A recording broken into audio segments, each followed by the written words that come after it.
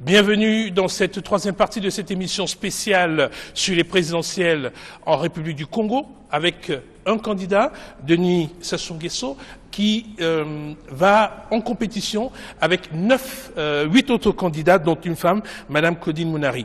Dans les discussions, les échanges, les remarques de vos principaux opposants, un des grands chantiers de critique, ce sont les infrastructures et les grands travaux, où des gens se disent que fait-on de l'argent du pétrole, on dépense, on construit. Alors ici on a quelques références, 15 hôpitaux de référence en construction, une université qui est sans doute la plus grande université en Afrique centrale, voire en Afrique centrale et de l'Ouest, l'université Sassou Nguesso à Kintélé, le grand site olympique, 3000 km de route, des ouvrages, des ponts qui sont construits depuis une dizaine d'années, 4 aéroports à dimension internationale, Maya à Brazzaville, Agostino Neto à Pointe-Noire, Olombo et Ouesso.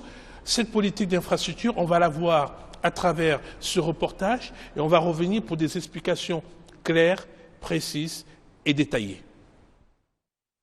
Les infrastructures, pari du développement au Congo. Moderniser le pays, c'est l'objectif que se sont fixés les autorités congolaises. À cette fin, le gouvernement a initié depuis une décennie de grands projets infrastructurels qui ont transformé le pays. Le Congo se positionne aujourd'hui comme une plateforme importante pour les échanges économiques en Afrique centrale. La modernisation des infrastructures routières, portuaires, aéroportuaires et énergétiques sont une priorité gouvernementale. Il y a des travaux en progression parce qu'il y a des programmes pluriannuels. On ne peut pas réaliser un travail aujourd'hui et le finir aujourd'hui, ce n'est pas possible. Il faut simplement prendre la marche de l'histoire pour savoir d'où nous venons et où est-ce que nous sommes aujourd'hui. Tous les dirigeants avaient, c'était à juste raison, rendu compte qu'il faut donner à ce pays le minimum requis pour son développement et notamment le premier corridor à mettre en place, c'était la route Pointe-Noire-Brazzaville pour suppléer les chemins de fer et booster le développement. C'est pour épater la population, c'est pour donner l'impression que quelque chose se fait. Mais aujourd'hui, plus de 50 ans après les indépendances, avec 32 ans de pouvoir du candidat Lotoncé, on constate qu'on ne peut pas toujours aller de Pointe-Noire à Bétou. En vue d'assurer un développement strictement national de ces infrastructures, les autorités congolaises ont accordé leur confiance aux entreprises nationales. Cependant, les dirigeants congolais n'hésitent pas à faire jouer la concurrence internationale en vue d'accroître la compétitivité des entreprises locales. Aujourd'hui, c'est établi pour l'heure, le secteur privé national est au stade où il ne peut pas couvrir toutes les fonctions nécessaires du développement. On est obligé de recourir aux compétences. Dans le nouveau projet qu'il présente, qu'il défend, tout ce qu'ils n'ont pas pu faire devrait se faire parce qu'ils vont le financer. Candidat à sa propre succession, lors de la présidentielle du 20 mars 2016, le président sortant de la République du Congo, premier citoyen congolais, Denis Sassou Nguesso, est fier des avancées réalisées par son pays. Pour sa réélection, il propose à ses concitoyens la poursuite des chantiers à travers un programme ambitieux dénommé le chemin du développement. Je vous rappelle à tous que vous pouvez poser vos questions aux candidats qui est ici présents sur le plateau en direct. Il y a l'adresse téléphonique qui s'inscrit en dessous, l'adresse mail congo2016@africa24tv.com et l'adresse téléphonique. Vous pouvez poser les questions de manière moderne par WhatsApp. Monsieur le candidat Denis Sassou Nguesso, depuis 2004, vous avez engagé une vaste politique de construction d'infrastructures sur l'ensemble du territoire à travers ce qu'on appelle la municipalisation accélérée. Quel est le bilan que vous pouvez faire de cette politique et quelles sont les prochaines étapes si les Congolais vous renouvellent leur confiance? Bon, il faut, je l'ai déjà dit, je voudrais revenir là-dessus. On parlait tout à l'heure d'électricité. Bon, les infrastructures, c'est quand même la production de l'électricité. Et entre autres, ces derniers temps, nous avons multiplié la production de l'électricité dans ce pays par 6 à travers la construction de barrages hydroélectriques, à travers la production de l'électricité, à partir du gaz produit à Pointe-Noire, naturellement à travers la construction de lignes de très haute tension. Nous avons construit une ligne de très haute tension qui part de Pointe-Noire jusqu'à Brazzaville, 500 km, de Brazzaville jusqu'à Owando, 500 km, près de 1000 km de lignes de très haute tension, de transport de l'électricité, avec les moyennes tensions et les basses tensions, ce qui nous amène au problème de la distribution de l'électricité. Vous parlez de l'eau, il y a l'électricité aussi. Et ces chantiers, nous les avons confiés aux entreprises. La société d'électricité, en partenariat avec EDF, travaille à la réalisation des réseaux. La société de distribution d'eau travaille en partenariat avec Veolia pour la distribution de l'eau. Mais il fallait d'abord produire. Et c'est bien. On ne peut pas distribuer des choses qu'on n'a pas. Et ceci, c'est pour l'eau et l'électricité. Mais les autres infrastructures, oui, il fallait les réaliser. On parle de municipalisation accélérée, oui, et nous ne pouvions pas, 50 ans après l'indépendance, continuer de faire fonctionner l'État sur les ruines de la colonisation. Et voilà pourquoi nous avons voulu donner à notre pays, aux dirigeants locaux, les moyens de la gouvernance du pays à travers des infrastructures réalisées dans plusieurs de ces villes. Je crois qu'en 14 ans, nous avons couvert l'ensemble du pays en infrastructures et chaque fois, on apporte de l'eau, on apporte de l'électricité, on apporte les moyens de l'éducation et on apporte les voiries, on apporte l'éclairage public et on met les populations dans les conditions acceptables de vie. Les populations elles-mêmes continuent de saluer ce projet. C'est vrai que les populations saluent le projet, mais ils estiment, ces populations-là estiment également que la municipalisation accélérée, c'est un gouffre financier. Est-ce qu'il vous arrive de prendre du recul et d'évaluer ce qu'a coûté la municipalisation accélérée? Gouffre financier, oui et non. Et il n'était pas possible de réaliser ces infrastructures-là sans un minimum de moyens. Mais les moyens sont mis en œuvre à bon escient. Vous êtes dans le pays et en ce moment se déroule le programme de municipalisation accélérée dans le département de la Bouenza, à Madingu, et se réalisent là des travaux qui sont salués par les populations et qui se déroulent sur la base des codes de marché précis, d'appel d'offres. Il ne s'agit pas, comme on entend dire, d'éléphants, de surfacturation de travaux. Vous démontez ce point. Mais bien sûr, ou d'éléphants blancs, et il n'en existe pas. Il existe des projets pluriannuels, oui. Un projet peut être commencé cette année, il n'est pas terminé, il se poursuit 2 ans, 3 ans après. Mais cela ne signifie pas que c'est un éléphant blanc.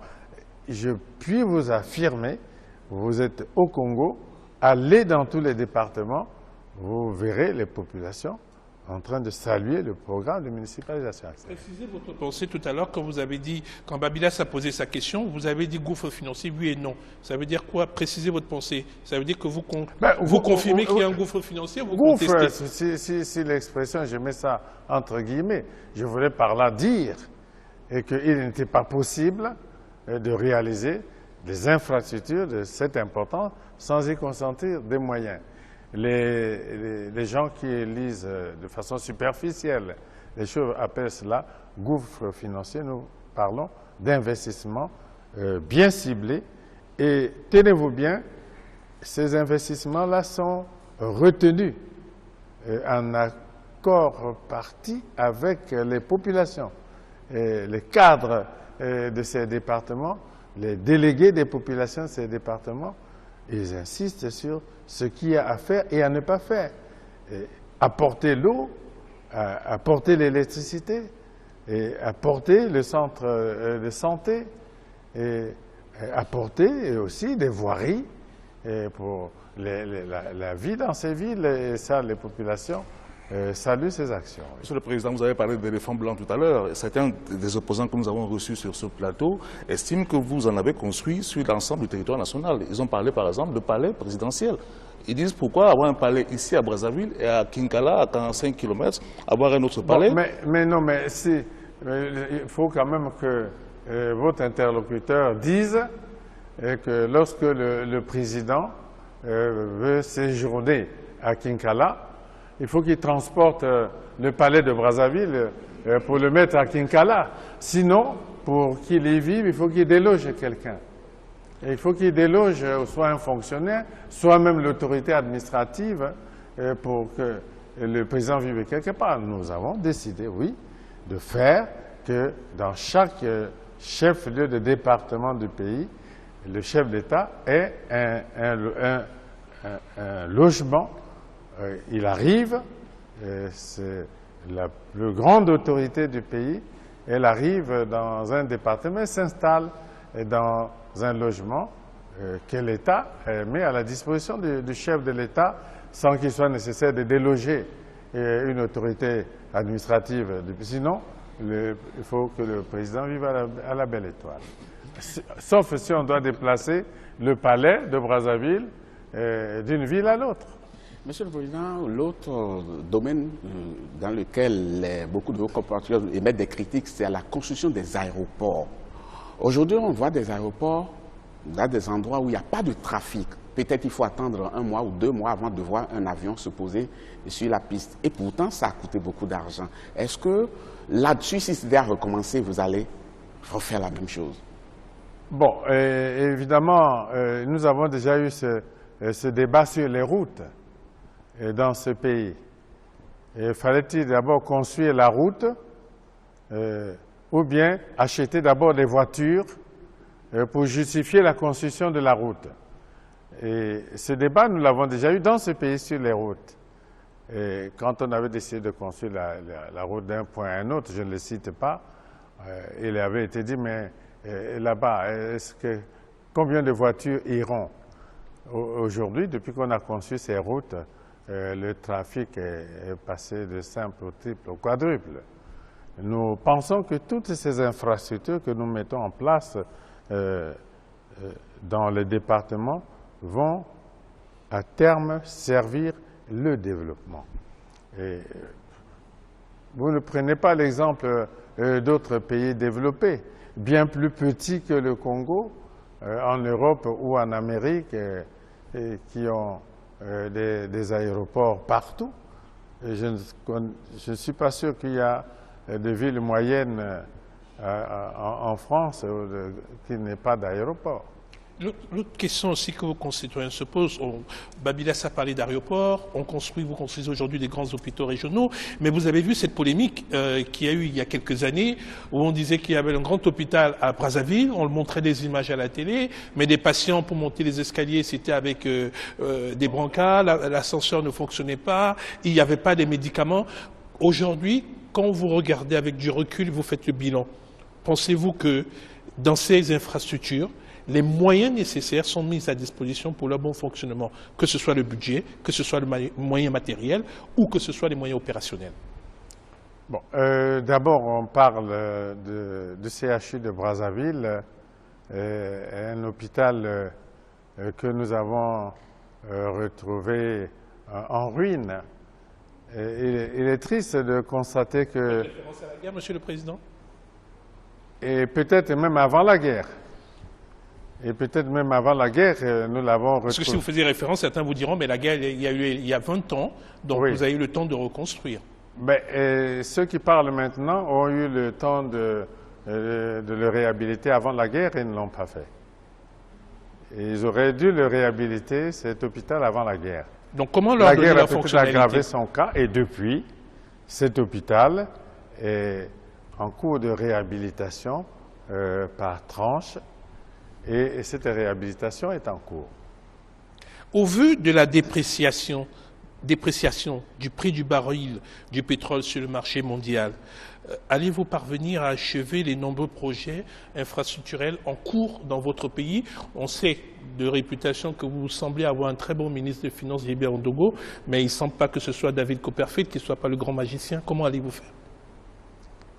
Les projets que nous avons engagés, nous allons les mener à leur réalisation complète. Et nous aménagerons toujours le budget pour achever l'ensemble des projets engagés sans décider de nouveaux projets s'ils ne sont pas strictement indispensables. Et nous engagerons les moyens importants pour achever les projets engagés. Oui. Monsieur le Président, est-ce que certains services, comme tout à l'heure on a parlé de l'eau, c'est vrai, mais les salles de classe par exemple, est-ce que ce n'est pas le parent pauvre de la municipalisation dans le sens où ces infrastructures-là peut-être n'ont pas été développées au même niveau que les autres, ou bien ne faisaient pas partie des priorités de la municipalisation? Chaque fois que nous réalisons une municipalisation, dans un département, il y a toujours un volet éducation. Toujours. Et un volet éducation et un volet santé. Et principalement, on réalise toujours un lycée avec internat au chef-lieu du département à chaque municipalisation. Toujours. Il y a toujours un volet santé et un volet éducation. Monsieur le Président, le Congo a accueilli les Jeux africains et pour cela, il a fallu construire quand même des infrastructures sportives modernes, notamment le grand stade de Kintélé, qui est un bijou quand même infrastructurel. Mais depuis qu'on a fini les Jeux africains, plus aucune compétition. Apparemment, le personnel technique est même en chômage, parce qu'il n'y a pas d'activité. Le personnel technique n'est pas en chômage. C'est une infrastructure qui nécessite une gestion et un entretien et beaucoup d'activités de maintenance et des infrastructures de ce genre. C'est vrai, il n'y a pas eu beaucoup d'activités sportives. Il n'y en a pas eu à Kintélé, mais il y a eu d'autres types d'activités.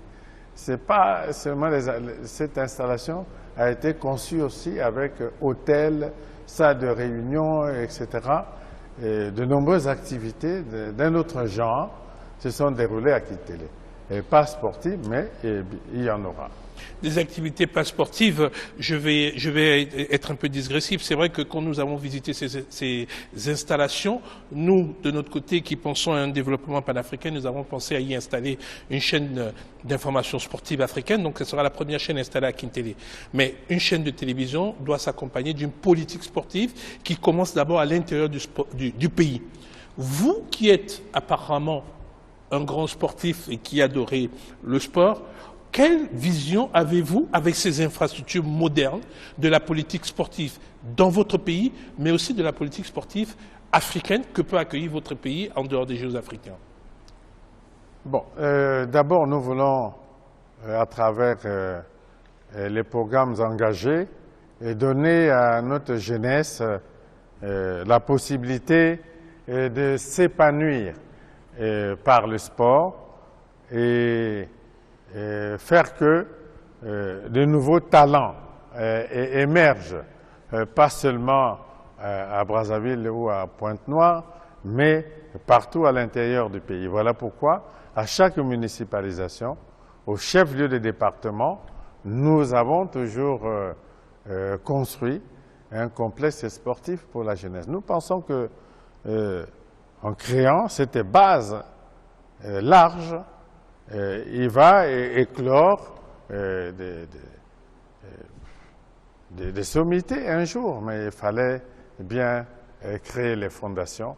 La jeunesse congolaise aujourd'hui, dans tous les départements, a des moyens de travail modernes et les résultats, nous ne pouvions pas les attendre 1 an, 2 ans, c'est un travail de longue haleine.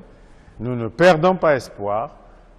Plus tard, ces infrastructures vont faire éclore des valeurs sportives dans le pays. Monsieur le Président, dans ces projets infrastructurels, apparemment, la main-d'œuvre locale n'a pas été valorisée. Apparemment, c'est les étrangers qui viennent prendre tous ces marchés-là, quand bien même parfois ils sous-traitent avec des locaux, mais ce n'est pas dans la plupart des cas. Est-ce que sur ce plan-là, on n'aurait pas pu développer une stratégie pour faire bénéficier suffisamment les entreprises locales? Bon, les entreprises locales, dans les appels d'offres, gagnent des marchés qui sont à leur taille. Et ces marchés sont nombreux.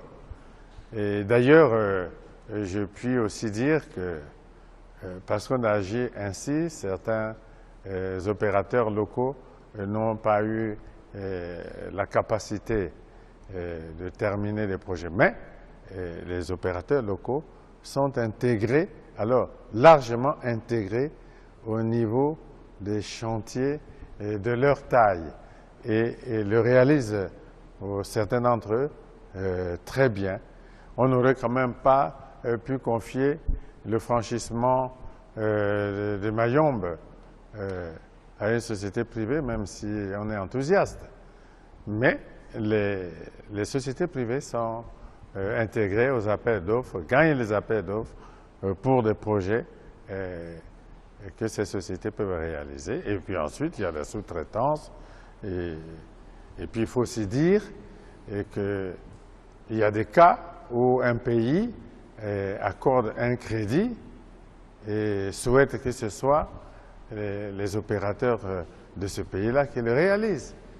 Lorsque nous avons des crédits, par exemple, de l'Union européenne, ce ne sont pas les sociétés chinoises qui les réalisent. Et ce sont des sociétés européennes parce que ce sont des crédits européens et c'est les sociétés européennes qui réalisent elles-mêmes ces projets à partir de leurs propres crédits. Monsieur le Président, plus de 3000 questions sur Internet et sur WhatsApp, donc on en a sélectionné quelques-unes. Comment vous allez faire? Ah bon. On va en poser quelques-unes. La première de Karine Wesso. Où va l'argent des générations futures? Je vais poser les trois questions, une question et une réponse. Où va l'argent des générations futures? Ben, si des générations futures, c'est qu'il est pour les générations futures et gardé pour cela. Et on ne va pas donner à cette demoiselle, non? Il existe une réserve aujourd'hui pour ces générations futures, Monsieur le Président? Mais c'est l'objet, non, du projet. Réserve pour les générations futures, oui. Christian Kinkala, comment placer la jeunesse au cœur de son action quand en 50 ans, le Congo ne dispose que d'une seule université? Bon, et dispose d'une seule université, on est en train d'en construire deux autres, une catholique à Pointe-Noire et une bien grande, et avec 10 000 places de campus et qui pourrait recevoir 30 000 étudiants. Donc, il suffit que la personne qui a posé la question se rende à Kintélé. Marie, elle précise, de Poto-Poto, aujourd'hui, le SMIC varie selon les entreprises privées. Quelles mesures allez-vous prendre pour remédier à cette situation?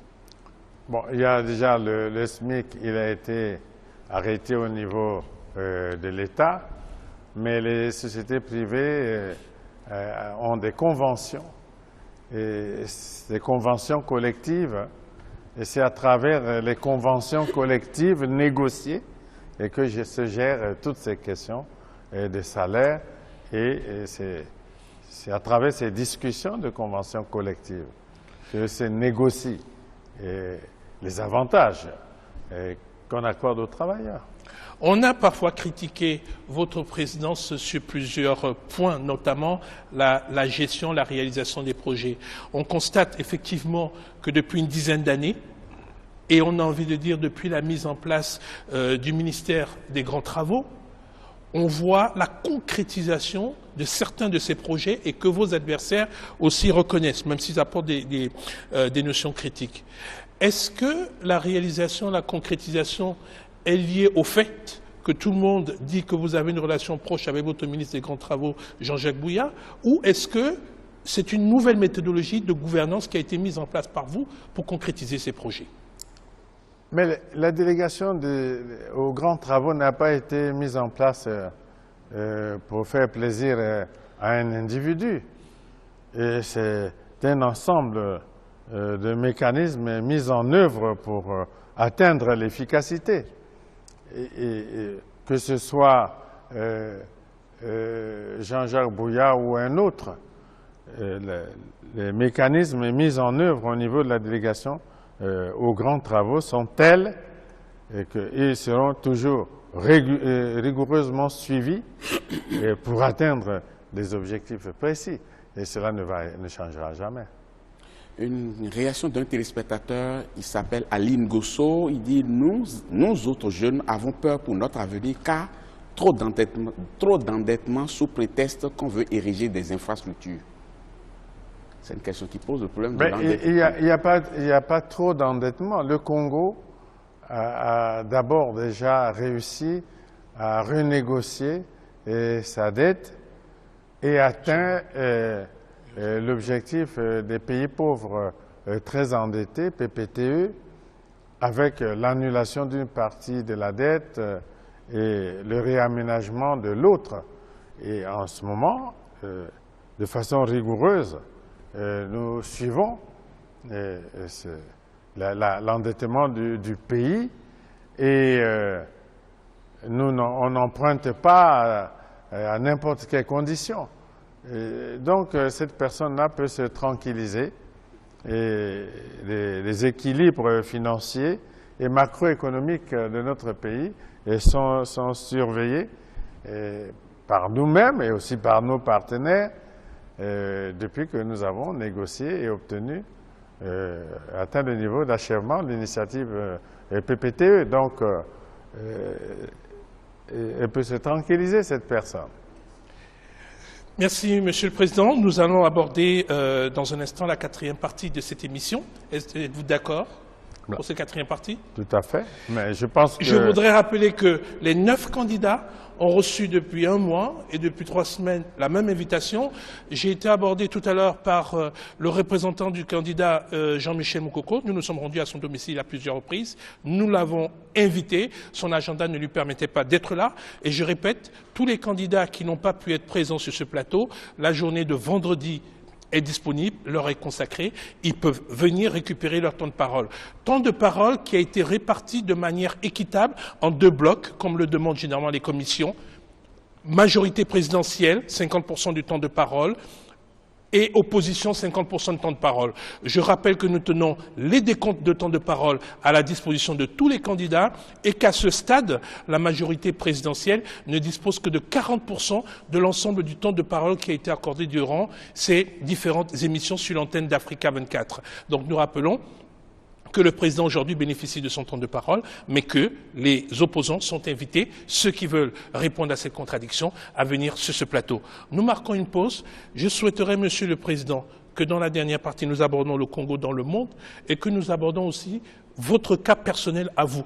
Vous êtes parfois décrié, vous apparaissez parfois en public austère, mais quand on vous rencontre parfois dans certaines situations, on se rend compte que c'est une autre personne. Donc nous aurons des questions très personnelles à vous poser dans cette quatrième partie. Restez avec nous dans un instant. La quatrième partie de cette émission, le Congo dans le monde, et le cas personnel du président Denis Sassou Nguesso.